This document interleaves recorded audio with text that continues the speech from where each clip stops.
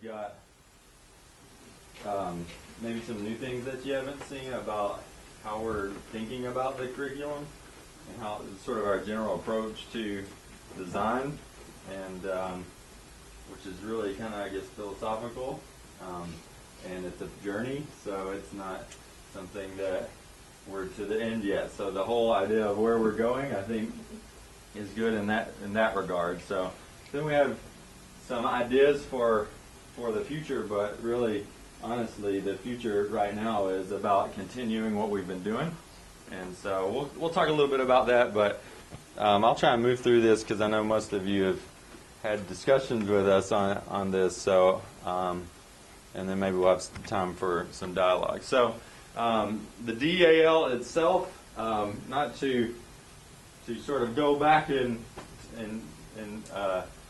time and sort of walk through the whole thing, just talking about the general idea of what it is and what the focus is. We threw a few things up here on the slide. So the merger of two separate programs. One, the Center for Adult and Professional Studies, which had been in existence, really, I have always said since 1965, but apparently since the third year of Lee, we've had some form of distance education. The number that Dr. Kahn found makes the third year, I guess 1920. 1919. It says 1919, so that's not the third year, but third session. Their enrollment was larger than our current DAL enrollment, if you go look through the history, which is interesting. But CAPS, I think's roots really go back to about 1965. And so it's been different things at different times. Internet degree program, which Dr. Offord led before coming to Lee University, was a part of Patton University in California. So those things merged together. The very first year, we kept them separate as standalone programs. We spent a summer looking at their programs and saying what's common about them. It included CAPS, it included IDP, it included the School of Religion. What's common about these programs, and where can we sort of merge them into similar, to one set of curricula? And so that's what happened that very first summer. It was remarkable, really, how similar they were, and so at least in concept. And so those programs were brought together last year, and not only that, but also the full structure, which included people, and it included all the other things outside of academics that have to exist in order for this to function appropriately. So early on, before anyone else was, I guess, involved in the discussion, Dr. Kahn, Dr. Dirksen, and I sat outside of the PCSU one day, and we're talking about a name for this thing, and we were talking about what the focus would be, and I guess we've come up with this term firewall since then, but we weren't calling it that at the time. But how can we conceive of this thing as sort of something different than the traditional, and they coexist? And so the first thing was that we wanted this to be focused on adult students. And so from the very beginning, the idea of even what we would call it, we felt it was very important to have adult something in there, so that it would say, this is who we serve. Now, how do you define the adult? That was a later discussion, but at that time, we talked about different ideas, came up with adult learning, and division was another thing we talked about, but that became the name. But focus on adult students. The second thing is that we would focus on online learning. And so in our tradition here with CAPS, that was really quite a small part of the overall CAPS program. CAPS itself was mostly not online learning. It was mostly originally correspondence and then extension programs with the Charlotte Center. It became even bigger. But there were only about 100 online students in CAPS at the time of the merger. IDP was solely online. And so when those things came together, we talked about being intentional that this would be more focused online, but we would keep these centers and sort of reconceive them and hopefully make them viable long term. And really the centers were one or two, the Charlotte Center, which has been a part of Lee since East Coast Bible College closed. And then the second was our on-campus programs, which have been called different things, but most of you probably know of them as Thursday only. However, we hadn't taught Thursday only classes for years, so it was really like once a week classes, Tuesday only or Thursday only, and there were just a few students in that program. So, I had one thing, Jayson. Yes. There were more Lee campus students taking online classes through CAPS than there were CAPS students. So it was always kind of the tail wagging the dog from that perspective. So we called this thing Lee Online, and but it's housed in the Division of Adult Learning. We still have the Charlotte Center, and we started rethinking what that might be, although we're constrained by our relationship with the University of North Carolina, who manages all higher education in the state of North Carolina. So I've actually met with the provost of that whole system to talk about our different idea for what that could be, because we're only authorized to offer bachelors of Christian ministries, which we don't have anywhere else. And so we're not authorized to offer Bachelor of Arts in Christian ministry or Bachelor of Science in anything, really, Bachelor of Arts, Bachelor of Science. So in order to be authorized to do that, we have to go through their full state accreditation process, which looks like SACS. We intend on doing that at some point, but we actually have the real SACS to deal with first, so we'll see about that. But other than that, it's pretty much the same as it's been. And then we conceived around that same time that this would be a one-stop shop, and it always had been. But the most frequent question I received today, after a year of all of this, is why are you in charge? Right, and maybe you have that same question.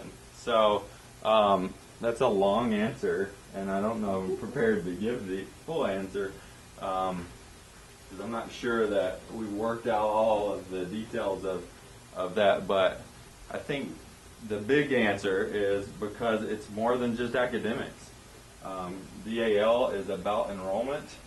It is about technology. It's about financial aid. It's about business, Office of Business, Bursar. It's about all the aspects of a university that operate outside of academics. Those things have to happen. Student services. It's about also academics. And so when we drew this thing up, we drew it up where the Division of Adult Learning would report directly to me, but there was a dotted line to the academic piece for the academic piece. And so that dotted line is from Josh to Debbie Murray now, it was to Carolyn. Josh actually meets with the deans, and he interacts with the academic council, and he actually interacts with the chairs and deans quite a bit. And in that sort of relationship, Josh really works with academics as a part of academics. But we also work very closely with Phil Cook in enrollment. And so we are our own recruiting. We are our own admissions processing. We help students through the financial aid process. We set policies for registration and for paying bills and the ideas of confirming enrollment and all those pieces that go into that. We evaluate transcripts, just like records does. There's all these other things outside of the academic sector that Division of Adult Learning is responsible for. And actually, if you go down the line and count the employees, more of them are in those areas than they are academics. So it is sort of a unique relationship. I can say to you, and you may have heard Josh say this if you were at the Deans and Chairs retreat, that Dr. Kahn most recently was at a conference, the Christian Adult Higher Education Association, where 44 something schools like Lee, mostly in the CCCU, their adult learning people go to this conference. And he was on a president's panel, this was a few weeks ago, with the president of San Diego Christian College and the president of Point University in Atlanta. And they actually sat them randomly, I think, on the stage. But one of the questions asked was, who does adult learning report to at your institution? And they went down the line. The first person said, we have a fully integrated model, that adult learning is fully integrated in with academics, and said why that works and said why that doesn't work. We have a hybrid model where the academic pieces are in academics, the non-academic pieces then are separate, but there's a good blend of that, and we think this works because blah, blah, blah. And then the last person said, you can't do that. It's got to be totally separate. We have a separate VP of academics for adults. And so that has no relationship to the traditional side. And so there's three really distinct models there. And it's really interesting because to me, that sort of represents what I've experienced across the board. There's a lot of difference there. I think Lee's unique in that we're entering this game kind of late, and that everybody else is trying to move to this hybrid approach because there's problems with both of the other approaches.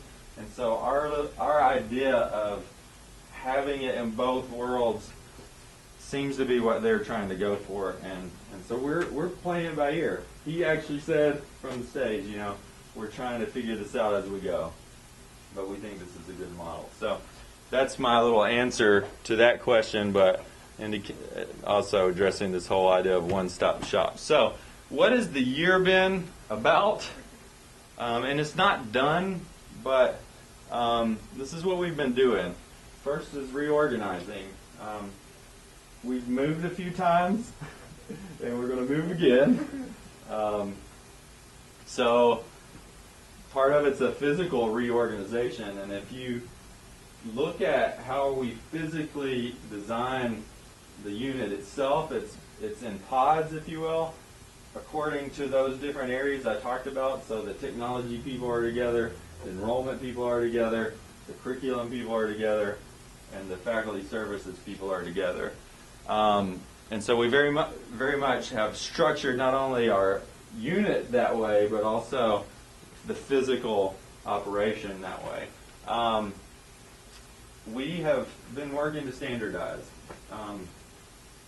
To be honest, there was a lot of non-standardization in both enrollment processes and also curriculum, giving the faculty teaching the courses complete control of the curriculum itself. And in some cases that's great, in some cases that's not. But with a sort of different kind of faculty, a faculty who is more likely to turn over on a regular basis, we felt moving to a more standardized curriculum would be the right approach. And so we're not alone in that, of course. I mean, most adult programs have this, and really in terms of the courses that are offered through the adult learning program, they rarely allow the people teaching the course to change content. They can add things, videos, and even have the ability to change the flavor of discussions at times, but they can't fundamentally change the course itself. It's standardized. And so we've been moving to that process, and we've been through at least one full iteration of doing this to all our courses, and we feel like it's going to take several probably to get them to where we want them to be. But we did establish a standard early on. Josh will talk to you a little bit about that in a second. And you may already know what that is, and we're working towards that in all cases. So standardization outside of curriculum, though, includes enrollment, how do we recruit students? I served as assistant director of admissions for 4 years here at Lee back in the 90s, and that's how I got my start. And so many of you might not know that, but I can tell you this is not the same. I thought it would be. And we went into it thinking, okay, I know how to build a recruitment process, let's do this. And so we went into it, it's totally different. These students need different things along the way. So we've been trying to standardize this process to have these good conversations with these people that are literally all over the country, all over the world, and who have families and jobs, and they're just different needs. And so creating the recruitment processes, but also the admissions and registration processes. The enrollment team is kind of like admissions, academic services, records, business, and financial aid all together. And so these people work really hard, and they've got to know a lot of different things, more so than what the traditional offices need to know in that regard. Technological capabilities, obviously, because we decided this was going to largely be an online focus, we needed to not only ensure that our technology was able to support this, and that was part of the reason for making the decision in IT to not host in-house Moodle, because we don't have the internal capabilities to do that on a level that would support this growing population. And so we actually moved our Moodle hosting to a Moodle hosting company. All of the stuff you put in Moodle is actually stored in a data center in Dallas, Texas. And so it's a very robust data center, much more than we could ever afford.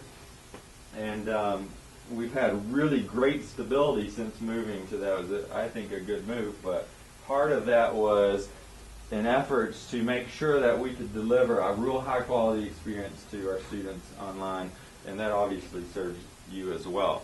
Faculty credentialing and faculty development. Josh is going to talk a little bit more, or a lot more about that in a few seconds, but Dr. Alford's been working with the team and with all the lead people who are involved in this to make sure not only that our faculty meet the same standards that our traditional faculty would be held to, but also that we're continually developing them. We have all kinds of great opportunities that you might not even be aware of that are going on a regular basis. Again, Josh is going to talk about that in a second. And so then obviously the curriculum. I have to say also an unintended sort of large percentage of work this year has been on the integration of this thing with the traditional offices responsible for all of these. So we've had lots of discussion with academic council, with faculty council, with departments on the curriculum area. We've had equal numbers of discussions that you might not have been involved in with the faculty credentialing area, and also the enrollment areas with business and financial aid and admissions, and then the technological piece I'm responsible for too. So that one's been a little easier in its integration because we did that from the get-go. So really the last year has been about these things: reorganizing, standardizing, and integrating. And so we've got a long way to go, but we've made really great progress over the last year. I think all the discussions we've had with everyone have been very healthy, and we need more of those. I think we're onto some good things there. DAL numbers, you may not have seen these before. I don't know. Perhaps you have. You can see that in 08, 09, and 10, we had around 300 students, and this was CAPS by itself. And you can see that Charlotte Center was a big portion of this. What you can't see is that the correspondence was also a big portion, which was the mail study, I guess, I don't know what else to call it, where you would send a a whole class to someone in the mail, and they would work through it, and then take tests through proctored examinations or some other form. One of the first things we did was to eliminate this. And so right away, we moved 85 students who were used to this to the online environment. And we did that with just a one-year transition.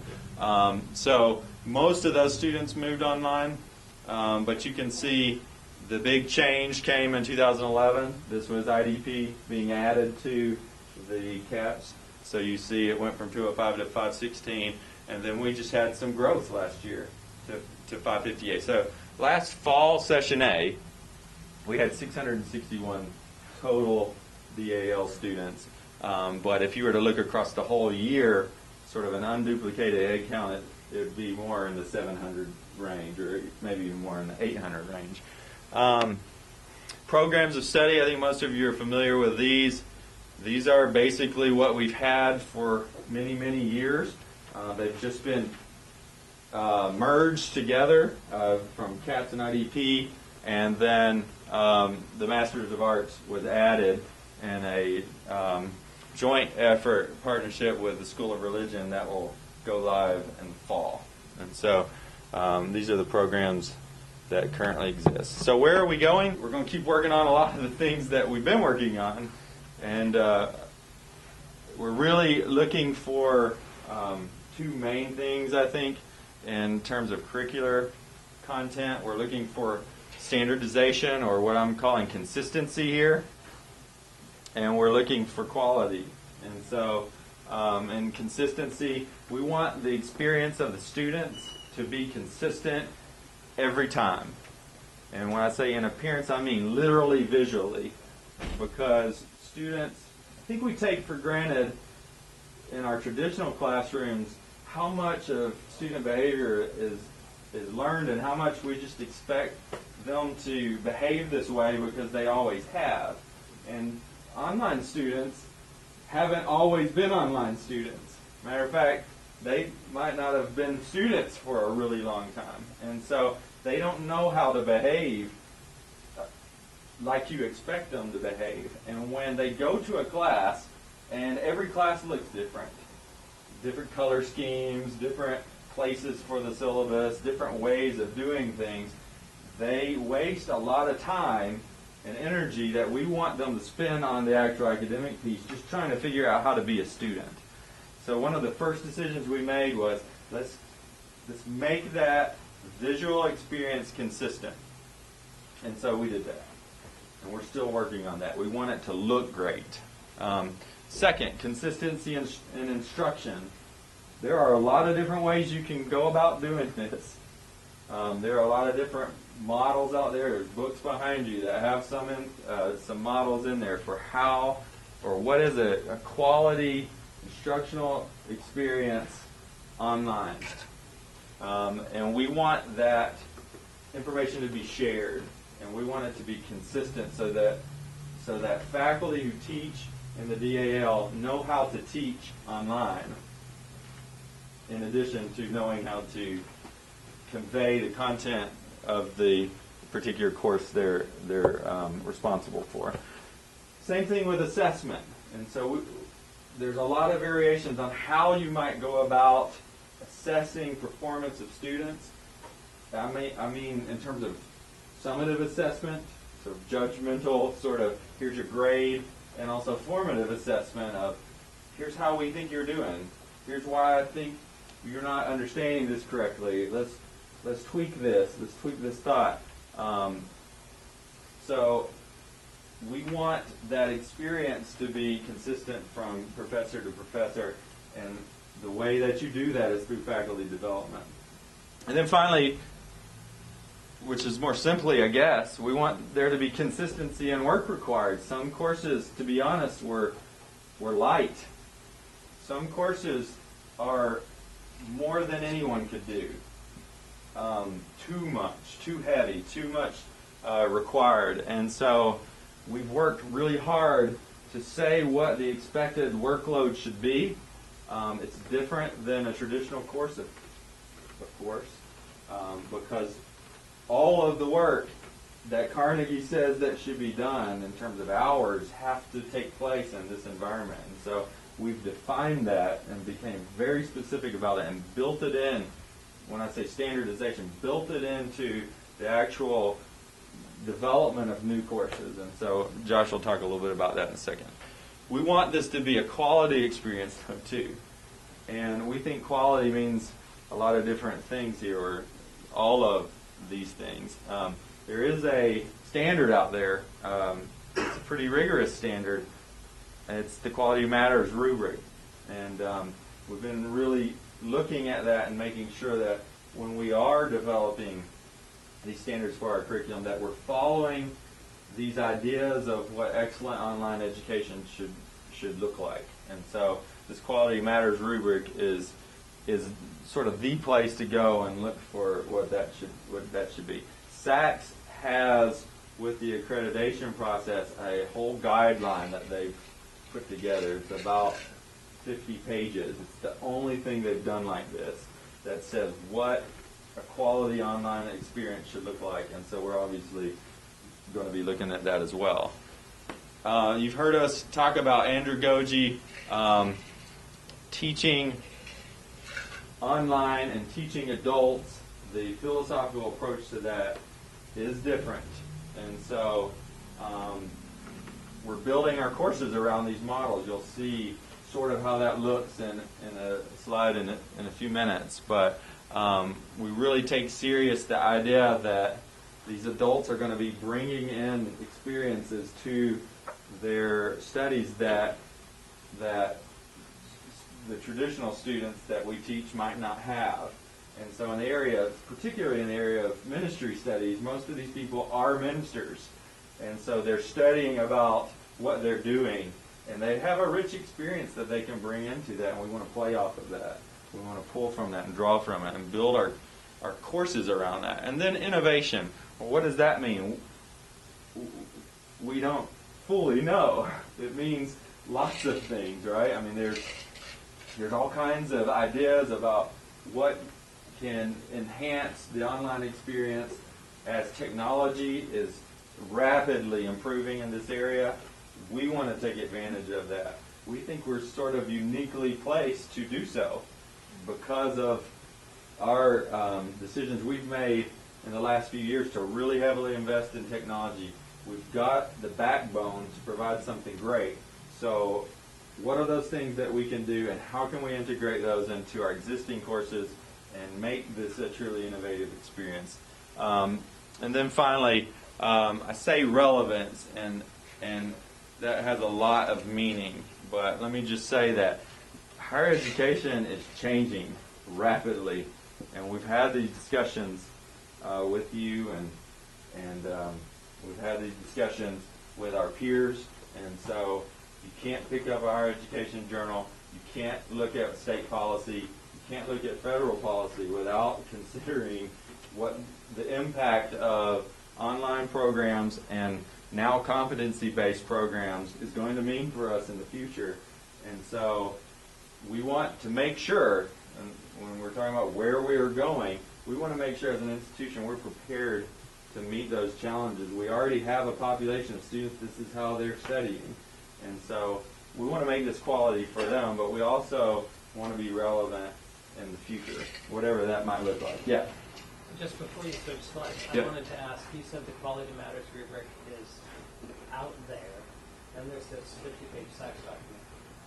What's the source for the Quality Matters rubric? It's a consortium. It's a group of people who are formed together with foundation money, and actually the federal government has sort of looked to them as being one of the standards for, or one of the organizations for standards in online learning, but also distance education in general. So SACS, their approach is more about compliance, right? But they're largely the same.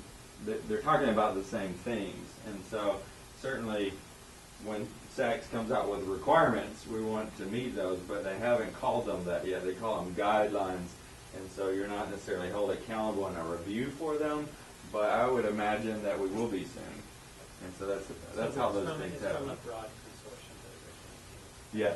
So the Quality Matters rubric is actually from colleges and universities that are in a consortium together, and so it represents, you know, state institution, research institution, private institution, anyone who wants to be affiliated. There's also a certification process with QM where you can be QM certified as an instructional designer or as a certain level of having a certain level of expertise in dealing with the curriculum of their institution.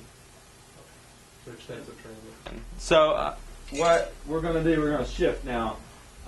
Josh is going to come and talk about specifics. So what have we actually done? What does this look like? And obviously, we want to talk about curriculum development. What does this look like?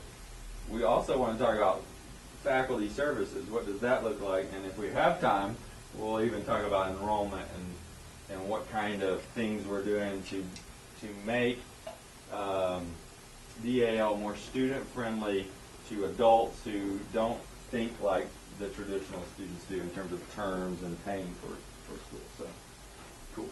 Thank you very much. All right, some of you already know this. DAL, we're utilizing an 8-week model.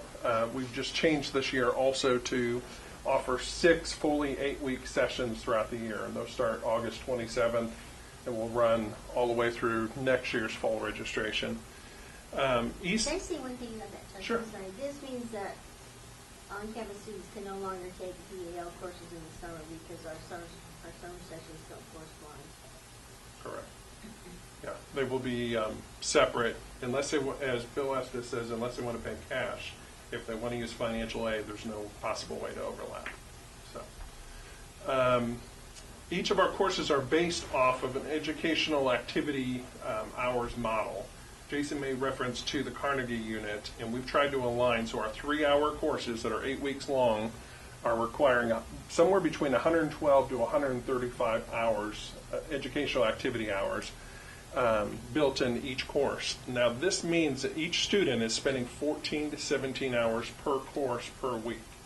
So we know that this model is not for every potential student out there. If they're not committed to their education, their research, reading, their paper writing, online videos, and online discussions, they will not be successful. And we've tried to be very open and honest with people. Know our enrollment director's over here. He doesn't want to hear this, but you know, we know that not every student is cut out for this type of program, whether in the Charlotte Center or online.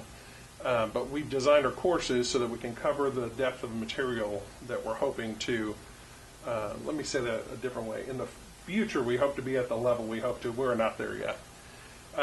We are using subject matter experts as course developers. Now, some of these are coming from traditional departments across campus.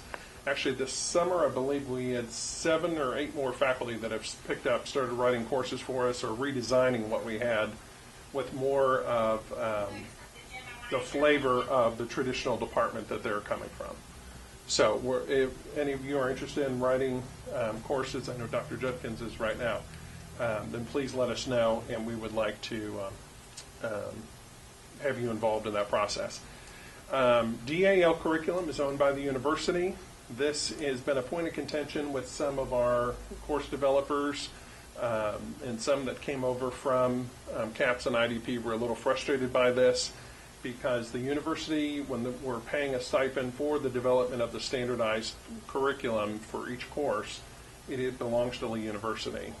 So there has been discussions about intellectual property rights and the university's right to use our curriculum, who's going to teach it.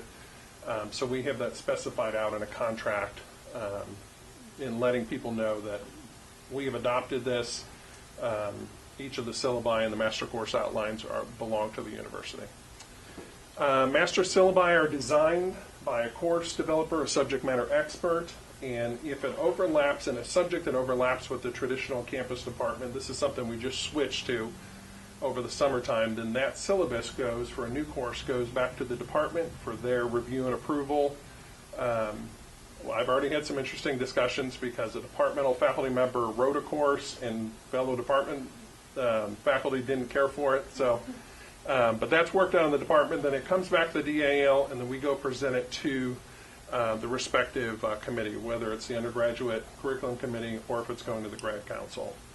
But we're trying, in courses that overlap disciplines that are on campus, we're trying to get more of the traditional faculty involved in the process. Now, once that's approved, then we create what we call the master course outline. This is 75 to, I think the longest we have is a 130-page document, which lays out each of the 8 weeks, all the outcomes that are for the course, all the outcomes per unit, per each of the 8 units, the assessments, the educational activity hours, how they coordinate to each of the assignments and the assessments, and then lecture notes, devotional, all the components of each course is all laid out in this large document. So it is quite a bit of work. To be honest with you, I wrote one at the beginning of the summer and then just taught it in session F, and it takes hours and hours. We've had several people write courses and say, I won't do that again. I'll teach for you, but I'm not going to do that. So again, all curriculum goes through the appropriate committees and is approved. As Jayson said, we do not allow DAL faculty to alter their courses significantly because we want the outcomes and everything to match up with the master syllabus that's been approved. We have 3 modality formats that we offer courses in the DAL. Our online only, that is the largest and will be the largest in the future, as even trying to recruit in the greater Chattanooga area. There's not a lot of adults that want to come to our 1-day-a-week program. Everybody wants online. So we're seeing the strongest growth there. We are running on-ground instruction. We have a very small group that's under a dozen of students that are still finishing out their former CAPS programs and the Tuesday, Thursday format. We've added some evening and weekend classes for them too here on campus, temporarily in the DAL building till that goes down. And then also over in the Charlotte Center. The other model, the hybrid intensives model, we added last year, and this is based on a blended format. So students are still in an online 8-week course, but they also come to a site for on-site instruction for a Friday evening, Saturday morning, Saturday afternoon over 2 weekends. And we've had several faculty members from campus here go over to Charlotte. This model has worked very well in Charlotte. Charlotte, over the last several years, has had a lot of different models of courses they've offered, and so that model has resonated very well with a lot of the students there, where students can just come in for a 2-weekend period and still finish the rest of their course online.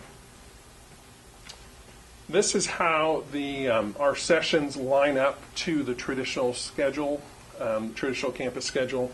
We've actually, starting this fall, we're varying this just a little bit. It would be shifted, where traditional classes start next Wednesday. DAL courses start the following Tuesday. So we will be starting on August 27th, but that also means we go a week after December commencement. So then we will be starting in January a week before the campus and ending a week before the campus in the spring. In the hybrid intensive model, this varies per course, and some of the instructors and the students, we've had situations where we've moved the weekends based on if there's a dozen students and they can't come this week in October, we've shifted to November. So it doesn't always line up exactly where weeks 1 and 2 are online, but we try to do that. Then, and the way this model is the most successful is if the students are logged in to Moodle right away, doing their readings, and all their prep work, their papers, and research before they come to the on-site instruction. We're not expecting them to come to a classroom and have never opened up their book and just expect the instructor to teach everything in 2 weekends. So there's a lot of instruction that's happening before the students ever come to the site for their classes. Dr. Alford has had the unfortunate task of talking to many of these people that have taught here for a while and felt like they were doing really well, but they didn't have the appropriate credentials for that. So we have made some changes. And before our last VPA left office, she also had some visitor office. So it's been an interesting process. We're nearing the end. I believe the only faculty left, we're waiting to hear from the school religion on a few from them. So the reaffirmation process has been to bring all of our faculty members up to the standard that we are expecting. And that's not only a master's plus 18 grad hours, but we are looking for terminal degrees in the discipline and faculty members who can very effectively teach through a non-traditional means. Whether it's on-site in Charlotte, on-site here in Cleveland, or online, we want to make sure we have the best quality person in the discipline who can express their Christian faith and represent Lee well and understands Lee. So in some cases, we have outstanding people who are doing that. Others, we're still coaching them along. Our goal in this area is to have 3 to 5 faculty deep, a pool of faculty for each course that we offer, so that every 8 weeks we are not coming back to department chairs and deans and saying, hey, I need another science person, which we just did this week, actually, unfortunately, because we have this situation, is this someone we can approve? I can tell you, Paul De La Luz doesn't want to hear from me in 8 weeks from now. So we have that. Our goal is to hire at least 3 to 5. Now, for courses that we know split a lot, and we have a lot of sections of, especially some of the Gen Ed core courses, we may be hiring more than that, so that we have plenty in the pool. We have a continual search for quality faculty.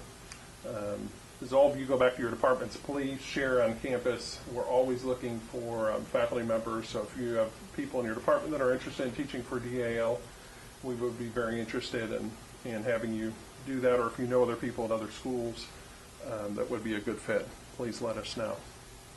Now, as part of the faculty orientation process and faculty development, we have a brand new that's launching next week, new faculty orientation for our DAL faculty members, where faculty are logging into basically a course in Moodle. They're going through videos and documents and live synchronous sessions and getting orientated to Lee University, our Moodle experience, the curriculum templates we have, how to grade, what to do in certain situations.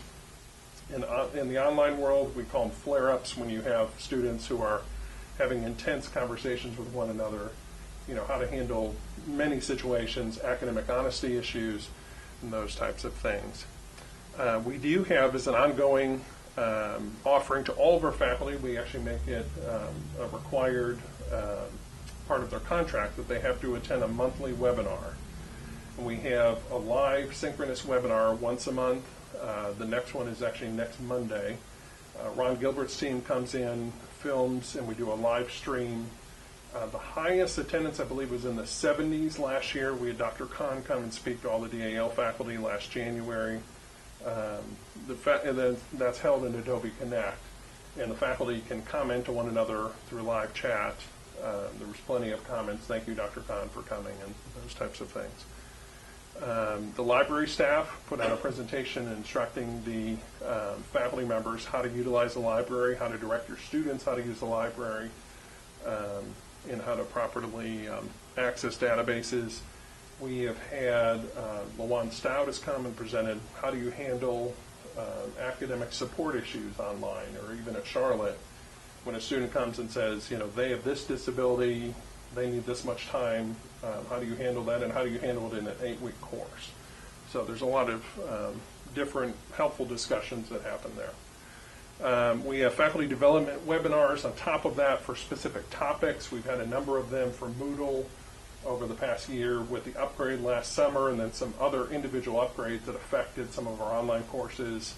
Dr. Alford and Mitch Baker have held a number of those, showing faculty members how to deal with changes in the grade book and changes in certain processes. So, and those we have an ad hoc basis for faculty members dealing with certain situations. We're about to start adding faculty development sessions to discipline-wise.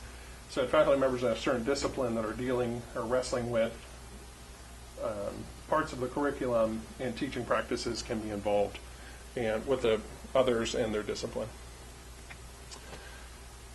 All right, still talking about faculty, we have created a section now, a DAL section for the new faculty handbook that I'm told is still in revision, and it will be out in the next couple of weeks here.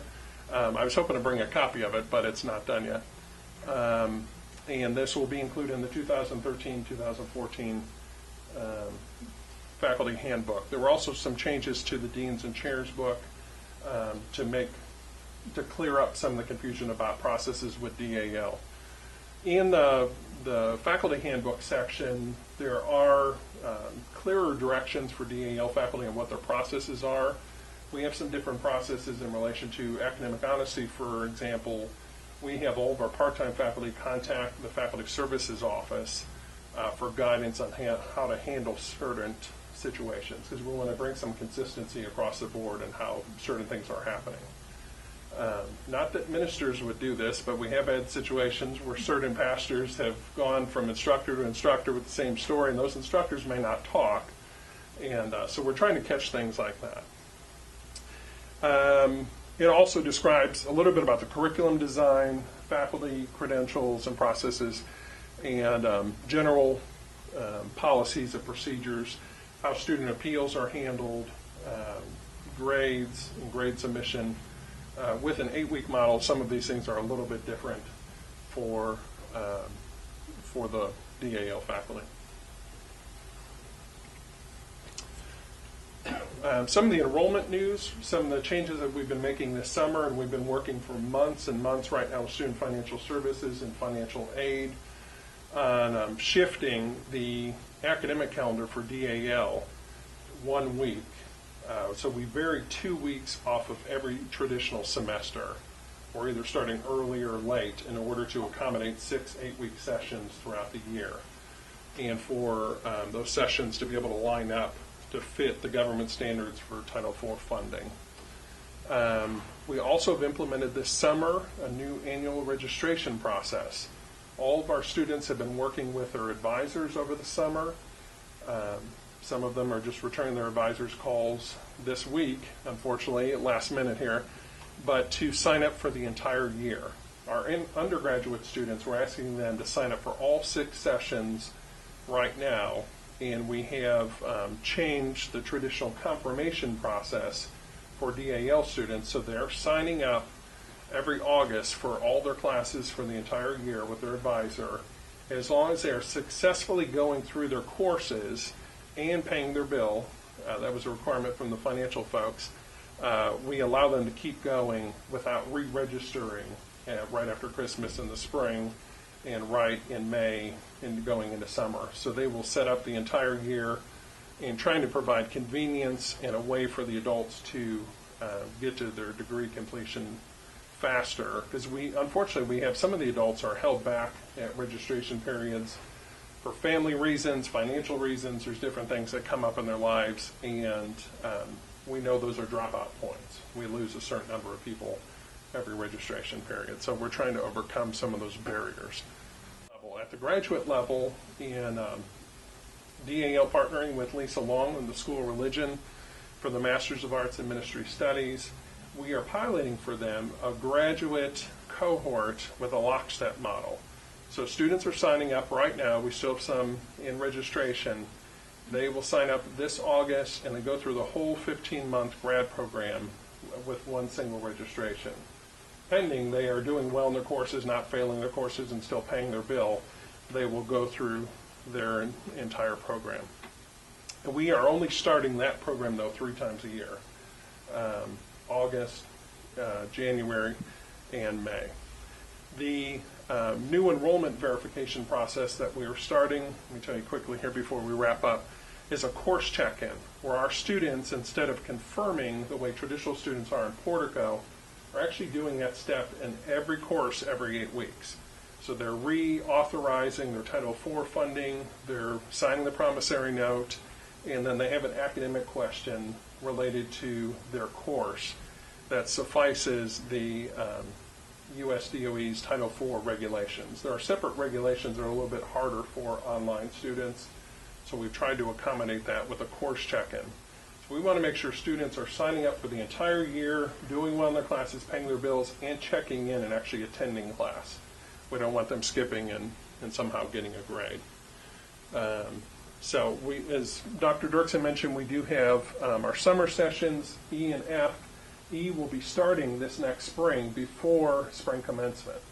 So no traditional students will be able to take our May and June summer classes because it will overlap with the spring semester, especially not if they have financial aid, and we know most of them do. So this year we have had the firewall policies installed, as Jayson talked about, trying to prohibit a lot of crossover between traditional and adult students. As defined here at Lee, students who are attending the traditional campus and in the Division of Adult Learning, students have to be at least 3 years post-high school. So we haven't defined it as a certain age limit, but that they're 3 years beyond high school. So, I mean, we know we have adults on campus, but a 45-year-old who lives across the country, has a family, is working 2 jobs, in many of those situations, that family will not move here to campus for that person, the spouse, or even a single parent to attend class on campus. So we've targeted our programs to reach out to those adults, offer the Lee experience to them. So if you have any questions, please direct them to Jayson VanHook. Thank you very much.